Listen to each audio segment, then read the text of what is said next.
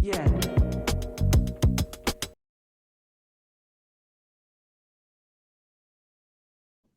Beautiful. Welcome back to She's Beyond Elevated with me, Dr. Kimberly Dunlap, the space where we elevate conversations around purpose, power, and prosperity. And today's episode is so excited. It's one of my personal favorites.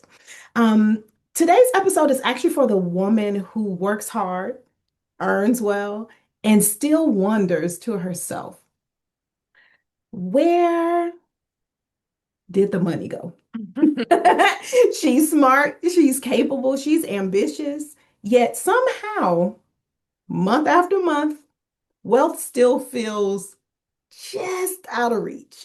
That one thing comes up, and okay, now she's back to starting point A with saving, or she just needs to do this one thing, and then she'll start saving. So this conversation is actually entitled Healing Money Traumas and Building Wealth, because wealth isn't just really about numbers. It's truly about beliefs and the conditioning that we've all been shaped with and what most of us were never taught. So beautiful. Today I'm actually joined by Dr. Danica Cicmil, who helps women heal their relationships with money and build wealth from a place of confidence, truly not shame. Okay, so Danica's story is powerful, right? She was born in Kosovo with very little, learned to turn her fear into strength, and now teaches others how to invest for freedom. That looks like financial freedom, that looks like time freedom, that looks like location independence as well. She works with women who truly earn good money, like on paper, yet feel embarrassed asking so-called basic, and there are my air quotes, basic financial questions. Women who just worry they're behind the eight ball in some place in their life, even though they're doing far better than most. And then they even actually realize. So, Dr. Danica, welcome to She's Beyond Elevated. Thank you, Dr. Kimberly. It's such a pleasure to be here with this amazing energy between like powerful women. So really, thank you so much for having me. Well, great. Okay. Well, Danica, when people hear the phrase money trauma, right? They often think that it only applies to extreme poverty. So how does money trauma, the things that have it shaped your life and impacted you in your life, and now you have this distaste or this discernment where, or you don't have discernment when it comes to money. But truly, how does money trauma show up for women who are actually earning good money? Okay, thank you. So the first thing where trauma shows up is really when you end up when you end up months without any money on your account. It's like when you're constantly spending and spending and really not knowing where the money goes. And there is one, let's say, exercise I really like to do with my clients. And I tell them, okay, so here's a file. Please fill in your income and fill in all your expenses. And then we go on a call, we go through it, and we see, okay, after all expenses should be left, let's say, $1,000. And I ask, okay, did you manage? Did you save something? Nothing. Yeah. Zero. So they are not even aware of that. They think they miss money. But once they list their expenses, and I say really all expenses, from going to hairdresser, doing nails, traveling, paying your rent or mortgage, everything, and they still, let's say monthly, waste $1,000 without noticing. Yeah. Yeah. And those are the conversations we have. Like people, when you sit down, first of all, most people don't even cannot fathom being able to write down all of their expenses. Most people don't even have that in one place. So how do you ever think you're going to build wealth when you don't know where your money goes every month? You don't know. You have no idea. And I've seen commercials here in the States and it's for some type of app or something, and it says, how much do you spend on delivery services? And people like, oh, I only have, this one, delivery service A, and then they check their account and they have four different delivery services, three that they forgot to cancel, they've been paying for the last 12 months, never missed it, didn't even think about it. So if you think about 20, 15, 20, 30 bucks 4 or 5 times a month, there's almost your 30,000, your $1,000 at the end of the month, right? So those, Exactly. yeah, those things get to adding up. And so I guess what I want to know is what type of emotional patterns do you see most often when it comes time to talk about budgeting? There goes that word, budgeting, and taking our money and making our money work for us and things like that. What type of emotional patterns do you see? Like, is it avoidance? Is it more anxiety, kind of guilt, shame? What are you seeing? So what I see the most often is like saying, I'm not good with finance. I just, it's not for me, and it's so simple that, and I think it's like fear, like that they think that is something extremely complicated they cannot handle. And really, it's just the list of Yeah, what you earn and yeah. what you spend. It's nothing more than that. And that is really a starting point. But like you mentioned, women tend not to have overview, like really zero, Mhm. and they perceive it as something extremely complicated that they cannot handle, and they don't even start. So the what I see the most common is that they didn't even start, like they didn't even try. Maybe they saw some complex, I don't know, apps that ask you to track every coffee or things like that.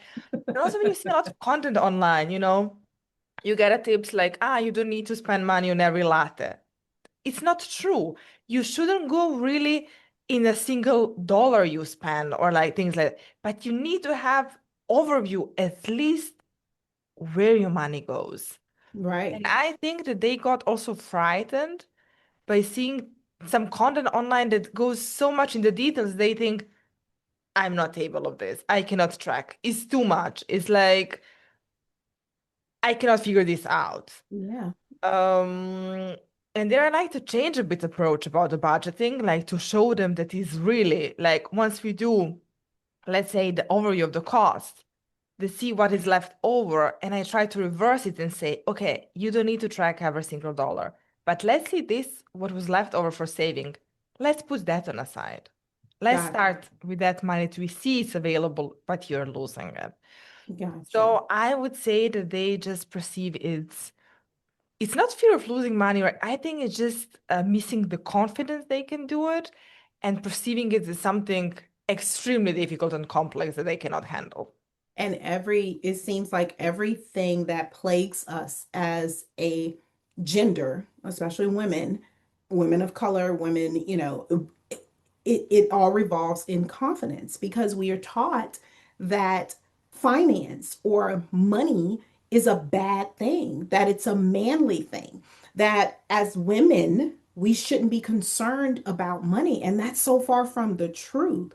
So why do you think so many high achieving women? Because most of our audience are women who have degrees, multiple degrees, and in some instances, make well over six figures.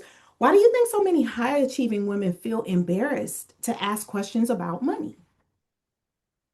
Because it seems like everyone knows, but not really everyone is saying the truth, let's say, because they made it sound complicated, which is not. And especially if you already reach some position in your life, right?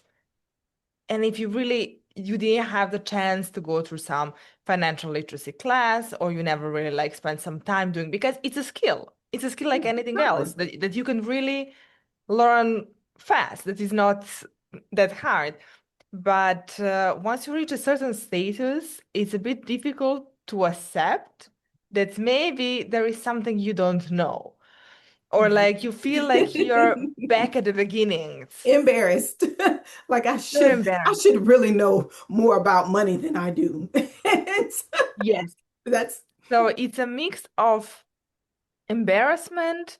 It's a mix of maybe at the end also like a fear that if we come to investing, then comes also a strong fear of losing money.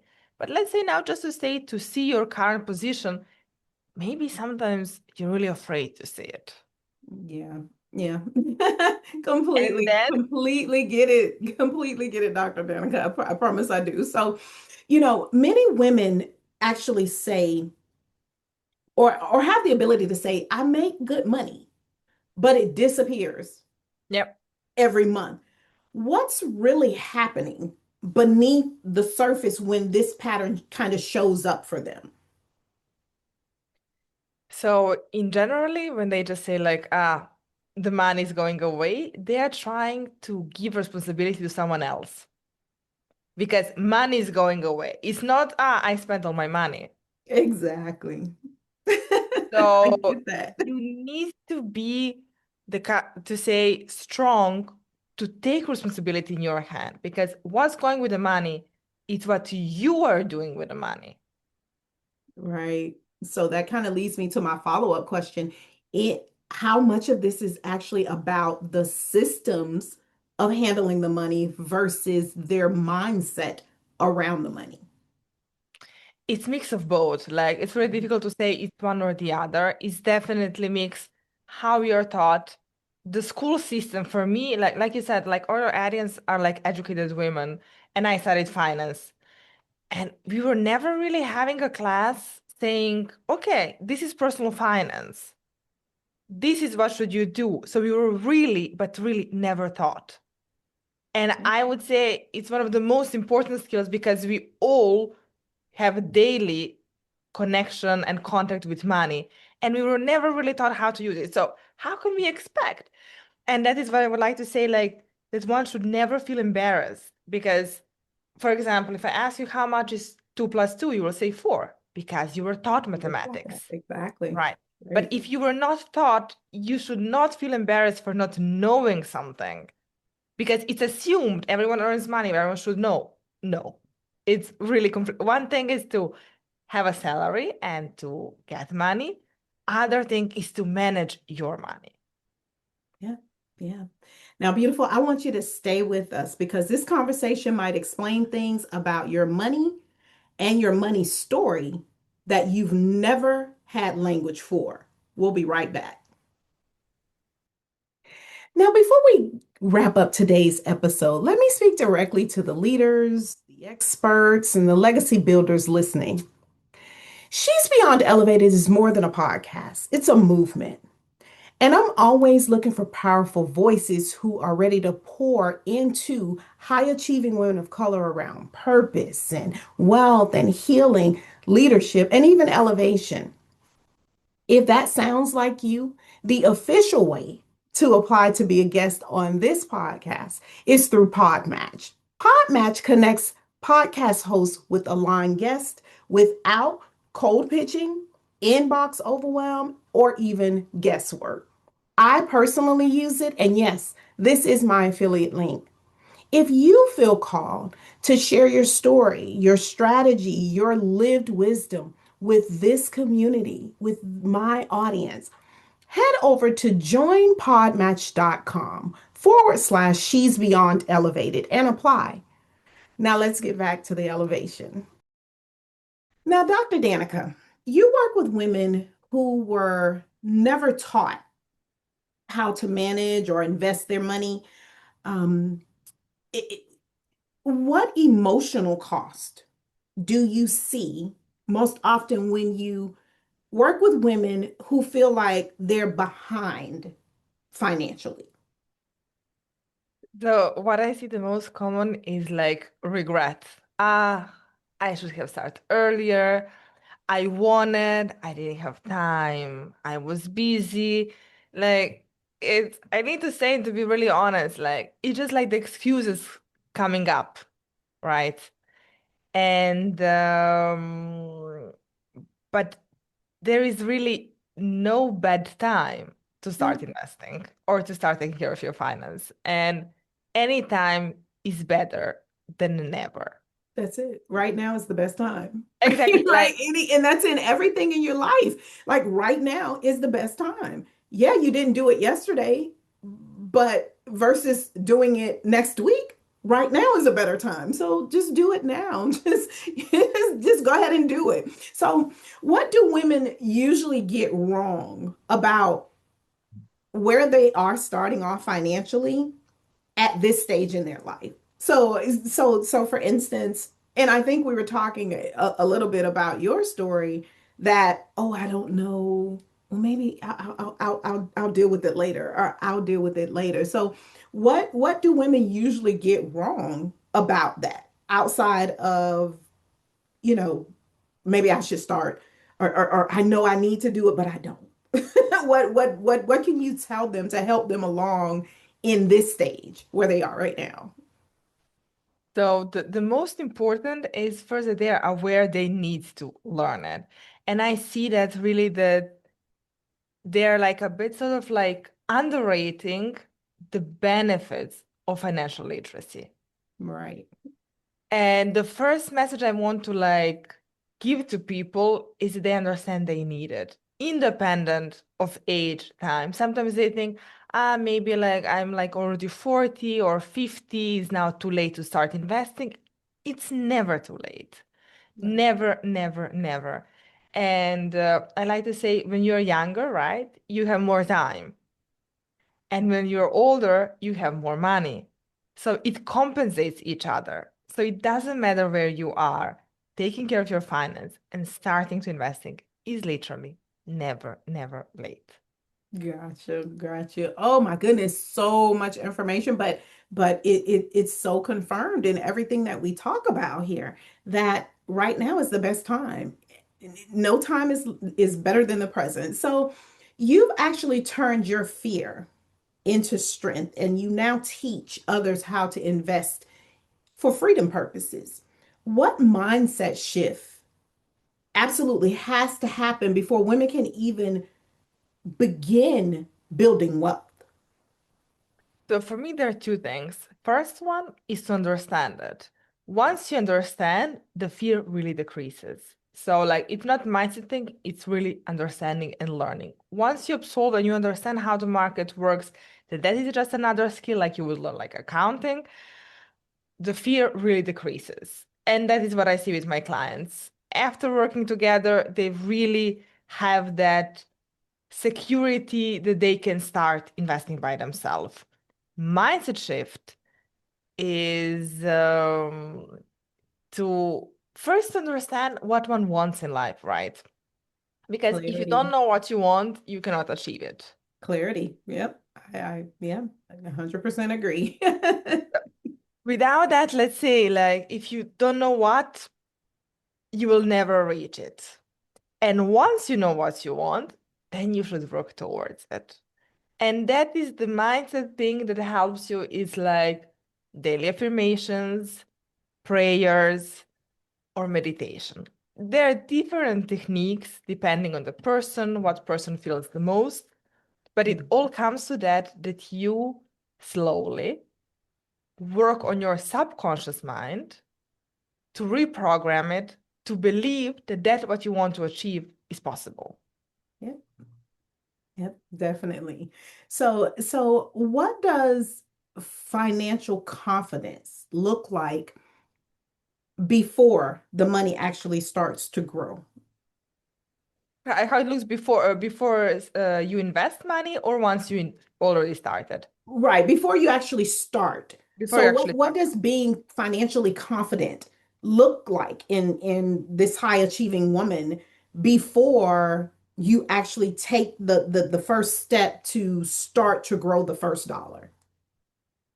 So the first shift is understanding it. Yes. And second is making decision. But making decision not like, I will do it tomorrow, but I'm starting now and I'm going to do it no matter what.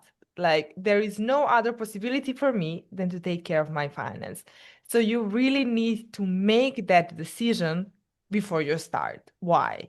Once you start, and let's say that you want to invest long term, and there are some market fluctuations, Mhm. fear pops up. You start being afraid that you're going to lose your money. And that is the mistake that some people do, is that then they like sell their like stocks and make losses. But in order to prevent that, we need to have knowledge and we need to have that decision clear what we want and to see, okay, I made a decision, I'm sticking to it. That's it. Be confident in the decision that you have made. Yes. Beautiful. Yes, beautiful. Don't tune out right here because what Dr. Danica is about to share next could actually change how you see your money journey entirely. We'll be right back. Beautiful. Before you go, I want to invite you to take the Wealth Asset Archetype quiz because here's the truth. You don't need more information. You need clarity on what you already carry. The quiz will help you identify the exact strengths, skills, and patterns you already have and how to translate those into income, influence, and real wealth. No guessing, no overthinking, just alignment. You can find the link in the show notes. Take the quiz and start building from who you already are, where expertise becomes wealth. So, Dr. Danica, for the woman listening who knows that she needs to face her finances, but feels very overwhelmed, fears are creeping up, doesn't know where she needs to start.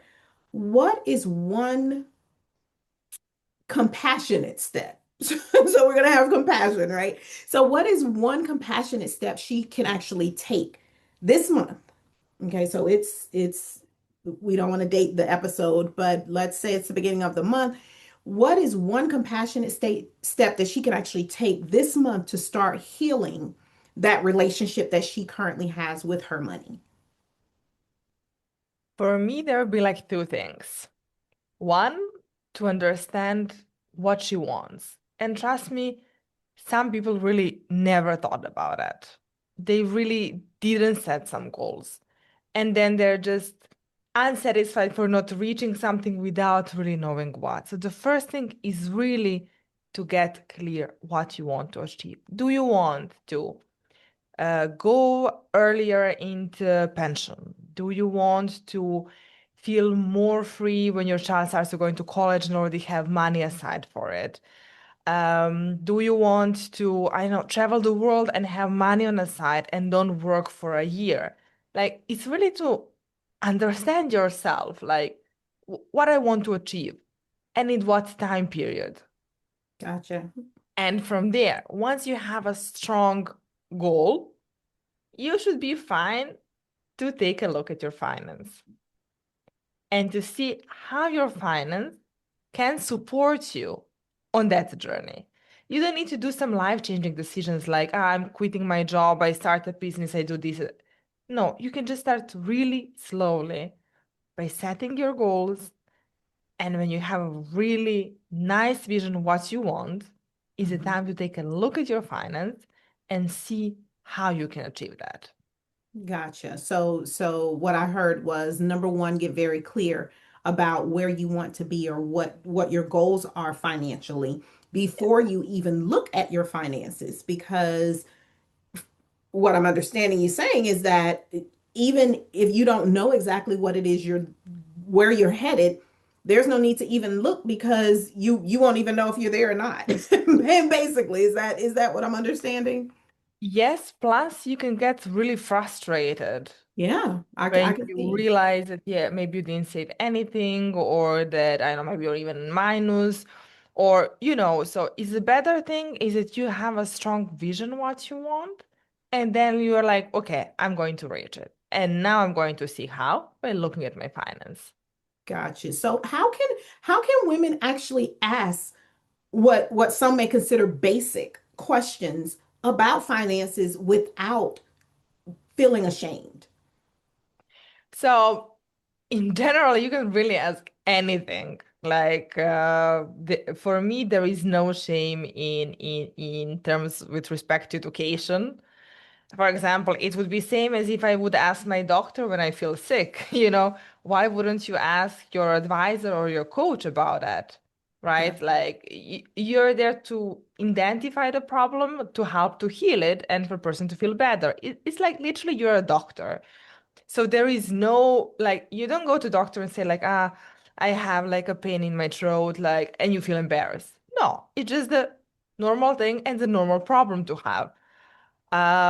In general, maybe the best thing where one person can start, if you're like really terrified to go into deeper looking at your finance, is a general rule that you should have aside from, let's say, all your monthly income, at least 20% on aside. And that is for me the best and easiest way to start taking care of your finance. Is in the moment you receive the money, let's say salary, you immediately put 20% on aside. And then there like a further development of the story is that you need to have something that is called emergency fund. You need to have money set aside for anything that happens that is unplanned. Right. And usual recommendation is between 3 and 6 monthly salaries, or between 3 and 6 your fixed costs. And you leave that on the high yield saving account. Now in US, you have options with 4% interest. So it's like literally everything I put in that account, it grows 4% per year without me doing anything. So it's Right. really your money grows just by you putting it on that account. Plus, you can use it anytime. So it's not the money that you can use first in a year, 3, 5. You have a immediate access, but your money is growing, and you're building your emergency fund for anything, car repair. I don't know, you need to repair something in the house, anything, you lose a job. This is like the most important first step in a personal Exactly. finance, to set up your emergency fund. Okay, right. Okay. Wow, so much information. It's so much information. Well, Dr. Danica, thank you so much for sharing your wisdom and really your financial story as well. Now, all of Dr. Danica's information, her work, her resources, and all the ways of to connect with her are going to be available in the show notes. So make sure you check those out after the episode. But I do want Dr. Danica just to leave us. If I could ask you to give our listeners two things that they can do right now, and I heard you say the emergency fund and so forth, but two things that they can do right now, today, to start on this journey to financial literacy, to building wealth, or however. Give me those two things and your closing thoughts. Okay. First one would be really to take a piece of paper and to write down, this is the year I'm going to take control of my finance. And really to Mean it. believe it. Right. This is really the first one.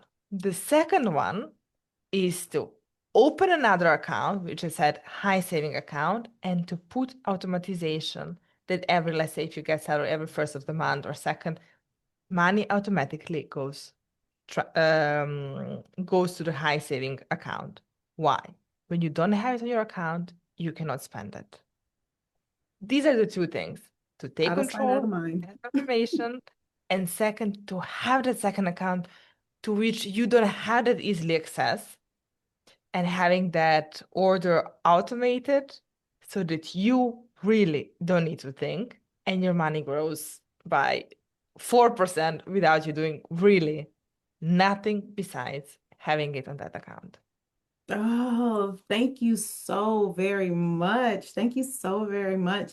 It has been a pleasure to have you here to have these conversations because of course building wealth is what we want. We most of our audience or most of my audience is very successful on paper. However, building wealth is a different set of muscles. It's a different skill set. So I thank you so much for joining us to have these conversations. Now, beautiful, I really just want to kind of leave you guys with this. you are not bad with money, right? You weren't undertaught, undersupported, um, even overconditioned to feel ashamed of what you do not know about money.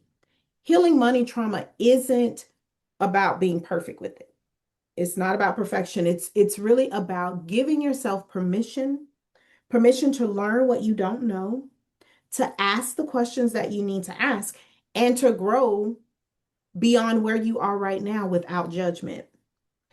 Wealth truly begins the moment you stop punishing yourself for what you didn't know, and stand in a place of empowerment, knowing that you yourself can learn everything that you need to learn. So that is going to bring us to the end of this episode. I thank you so much for tuning in to She's Beyond Elevated. This episode was personal. This episode is something that I really want each and every person that's hearing my voice to take to heart. You're building not only a career, you're building wealth, you're building legacy. And I really want you to take this information to heart. If this episode resonated with you, share it with a woman who's silently stressing about money, just like you're doing right now. But until next time, you weren't born to blend in.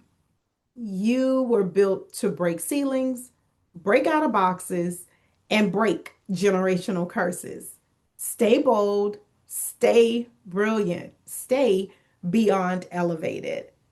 Have a fantastic rest of your day. Thank you so much again for joining us, Dr. Danica. I can't wait to see you in the near future. Thank Bye-bye. you so much. Well, beautiful, thank you for tuning in to She's Beyond Elevated with Dr. Kimberly Dunlap. If this episode spoke to your soul, share it with another woman ready to rise. Remember, elevation isn't a destination, it's a decision. Keep shining, keep walking in purpose, and I'll see you in the next episode.